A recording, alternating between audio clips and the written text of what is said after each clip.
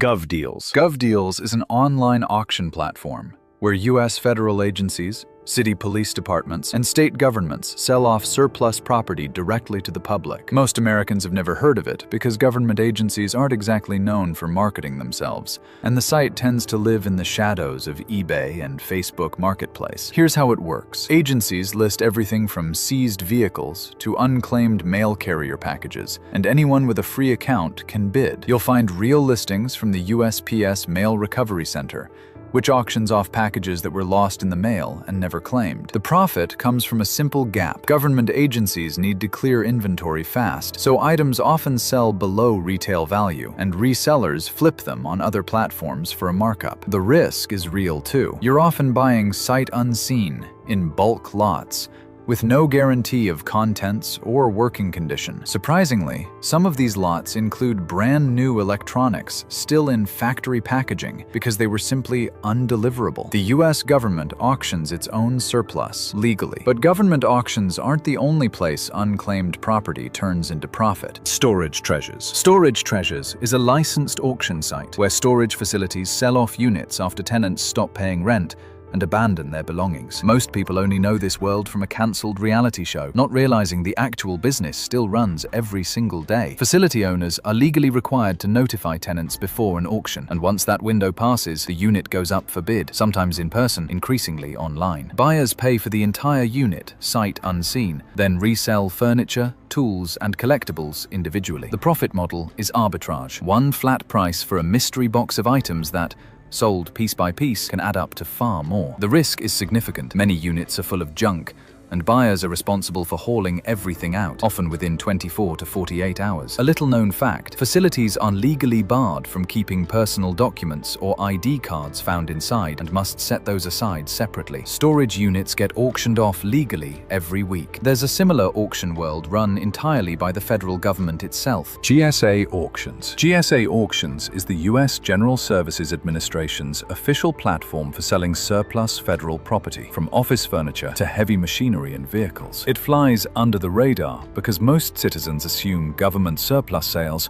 are only for licensed dealers, when in fact anyone can register and bid. The process is straightforward. Federal agencies report items they no longer need. GSA lists them with photos and condition notes, and the public bids over a set window. Profit comes from the fact that federal agencies prioritize speed and compliance over maximizing sale price, so pricing is often conservative compared to retail. The risk is that shipping heavy or oversized items can eat into any savings, and some auctions require in-person pickup only. Interestingly, some vehicles sold here come straight from federal fleets with full maintenance records, something rarely available in private used car sales. That same principle of government-cleared inventory shows up at the local level too. Municibid. Municibid is an online marketplace where cities, counties, and school districts across the country auction off retired equipment, from police cruisers to snowplows and even old school buses. Most people don't know it exists because these sales happen quietly at the municipal level,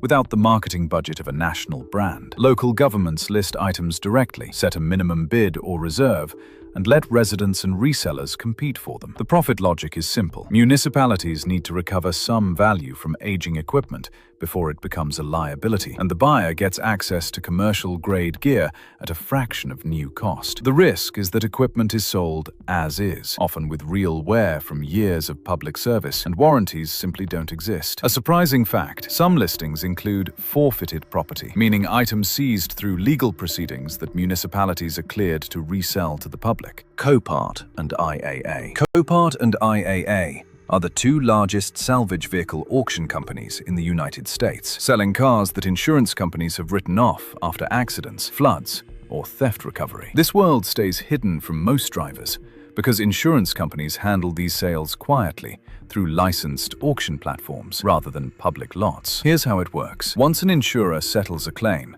and takes ownership of a damaged vehicle, it gets listed with photos, damage reports, and sometimes a salvage title. Licensed dealers, and in many states, everyday buyers, can register and bid. The profit comes from buying a vehicle below its repair-adjusted value, fixing it and reselling it, or parting it out for scrap and used components. The risk is substantial. Repair costs can spiral. Salvage titles reduce resale value, and some states restrict who can buy without a dealer license. Surprisingly, a portion of these vehicles have only cosmetic damage and can pass inspection after fairly minor repairs. Cars aren't the only asset that loses its original owner and gains a second life online. GoDaddy Auctions. GoDaddy Auctions is a marketplace where expired or abandoned website domain names get sold to the highest bidder. Most people never think about this because a website address feels intangible, but domain names are treated as real property with real resale value. When a domain owner fails to renew, it eventually gets released and picked up by monitoring services, then listed for auction. Buyers,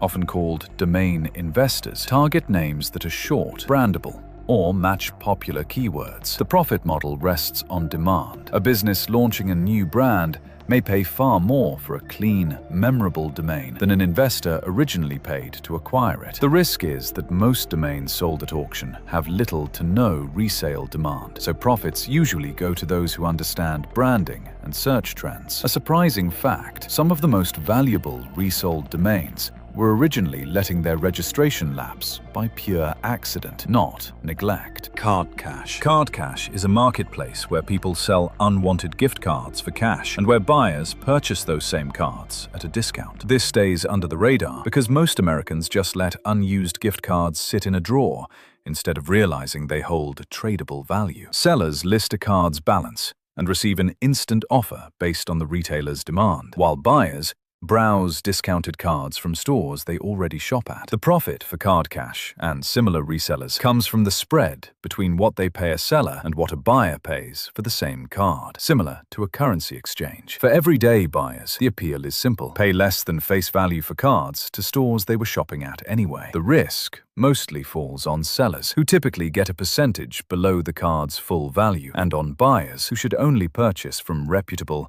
verified marketplaces to avoid card fraud. Interestingly, restaurant and clothing gift cards tend to resell at a much smaller discount than big box retail cards, since demand for them stays consistently high. Bid4Assets. Bid4Assets is an online auction platform that partners with county governments and federal agencies to sell tax-defaulted real estate, seized property, and government surplus. Most people assume buying property at auction requires insider connections, but these listings are fully public and searchable by anyone. The process starts when a property owner falls seriously behind on taxes, and after a legal notice period, the county moves to recover its money through public sale. Buyers register, review title and lien information, and bid during a set auction window. The profit opportunity comes from acquiring real estate below market value, since counties prioritize recovering unpaid taxes over maximizing sale price. The risk is considerable. Some properties carry back liens, require significant repair, or come with no interior access before purchase, so real due diligence matters. A surprising fact, in some tax deed auctions, the original owner still has a legal window afterward to reclaim the property by paying what's owed.